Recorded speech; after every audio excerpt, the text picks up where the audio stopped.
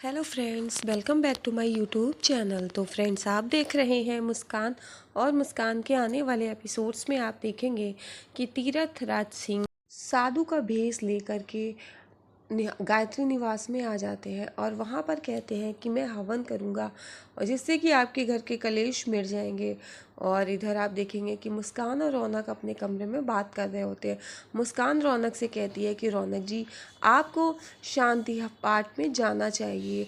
Lovely दी को बुरा लगेगा अगर आप नहीं गए तो रौनक कहता है अच्छा ठीक है, मैं जाता हूँ, लेकिन तुम अपना ध्यान रखना, इस बात का ख्याल रखना कि तुम बाहर मत आना, क्योंकि सर जी किसी भी तरह से तुम तक पहुँचने की कोशिश करेंगे और तुम बाहर निकलने की बिल्कुल भी कोशिश मत करना। तो मुस्कान कहती है कि जी रौनक जी, आप जैसा कहते हैं मैं वैसा ही करूँगी, मैं बिल्कुल भी बाहर नहीं आऊँगी। फिर वो घूमती है और वो अपनी उंगली पे बना टैटू रौनक जी को दिखाना चाहती है। वो बताना चाहती है कि वो कितना प्यार करती है उनसे। फिर वो सोचती है कि रौनक जी आप पार्ट में होके आइएगा, फिर मैं आपसे कुछ बताना चाहती हूँ। फिर सोचती है वो अच्छे से तैयारी करेगी। इधर जब साधु आ जाते हैं घर पे तो पंडित जी कहते हैं कि भला आप जैसे महान साधु के होते हुए मैं कैसे हवन कर सकता हूँ, तो हवन आप ही करिए। और फिर यहाँ पर बैठ जाते हैं तीरथ राज सिंह। इधर वो देखते हैं कि रौनक उतर के आता है और रौनक गार्ड से बात कर रहा होता है, जो पुलिस के गार्ड्स लगे होते हैं। और इधर हवन की तैयारी होती है और तीरथ राज सिंह कहते हैं कि इस हवन में शांति पाठ में घर के सारे लोग मौजूद होने चाहिए, तभी मरने वाले की आत्मा को शांति मिलेगी। अगर कोई एक भी व्यक्ति नहीं है तो उसको शांति नहीं मिलेगी।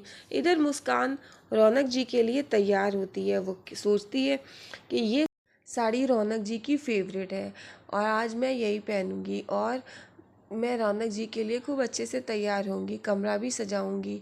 इधर शांति पाठ होने लगता है, सभी लोग बैठे होते हैं। इधर गायत्री जी रौनक को भी बैठालती है वहाँ पर। रौनक भी बैठ जाता है और साधु महात्मा कहते हैं कि आप लोग आंखें बंद करके बैठ जाइए। और फिर वो अपने थैले से कुछ निकालते हैं और सामग्री में मिला देते हैं और सभी लोगों को वही सामग्री दे देते हैं हवन में आहुति के लिए। और जब आहुति पड़ना शुरू होती है तो वहाँ पर धुआं होने लगता है और उस धुएं से सभी लोग एक एक करके बेहोश होने लगते हैं और सभी लोग बेहोश हो जाते हैं। रौनक देखता है सब बेहोश हो रहे हैं तो वो उठ के चलता है, लेकिन इतने में वो भी आगे चलकर बेहोश होकर गिर जाता है।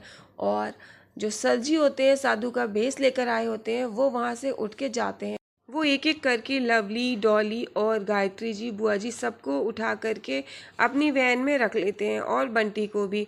फिर वो मुस्कान के कमरे में जा रहे होते तो रास्ते में रौनक बेहोश पड़ा होता है, तो वो उससे साइड में हो करके ऊपर जाते हैं मुस्कान के कमरे की साइड में। और कमरे के बाहर से जोर से चिल्लाने लगते हैं कि कोई बचाओ, कोई संभाल लो, कोई तो हो, कोई बचा ले। और ऐसी आवाज़ देते हैं तो मुस्कान सुनती है और मुस्कान सोचती है पता नहीं कौन है। बाहर निकल के देखती है तो साधु महात्मा होते हैं। वो बाहर निकलना चाहती है, फिर उसे रौनक जी की बातें याद आती हैं कि उन्होंने कहा था कि बाहर मत निकलना। फिर वो मन में सोचती है रौनक जी आई एम सॉरी, मुझे बाहर निकलना ही पड़ेगा। फिर वो साधु महात्मा जी के पास चली जाती है और जाकर उनके पास कहती है कि क्या हो गया, आप यहाँ पर ऐसे कैसे, आपको क्या परेशानी है, क्या बात हो गई है। तो फिर वो कुछ नहीं बोलते हैं। वो देखते हैं कि मुस्कान उनके पास है। इतने में मुस्कान बाहर ऊपर से झांक के देखती है कि रौनक बेहोश पड़ा होता है। वो उतर के रौनक के पास आती है और इतने में जो तीरथ राज सिंह होते हैं वो सीढ़ियों पे खड़े होकर खूब जोर जोर से हंसने लगते हैं और अपनी मूछें हटाते हैं। और मुस्कान देखती है कि ये सरजी हैं। वो देखकर एकदम से देखती रह जाती है और एकदम से शॉक्ड हो जाती है। तीरथ राज सिंह काफ़ी खुश होते हैं।